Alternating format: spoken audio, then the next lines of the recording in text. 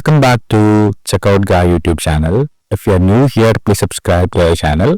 In this video, I will show you how to add a customer manually in Shopify admin. So you can go to your Shopify admin, then go to customer section. Here you can add the customer, you can give the name, so I'm just giving Checkout Guy, right? And you can add the email, and you can also give a phone number. I'm just giving a random number. And you can pick customer agree to receive marketing emails and everything. You can also add the address. So I'm adding a test address, right? So I'm just adding this one, and you can save it. And there is an option you can select collect taxes from me, or you can select don't collect tax from him.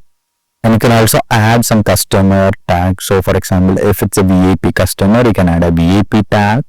And if any notes are needed, you can add it for that particular note. So if you save this, then you can see the customer data is added. And if he placed any orders, you can see here.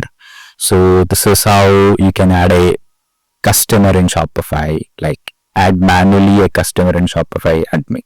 If you find this video helpful, please do like, share and subscribe to our channel.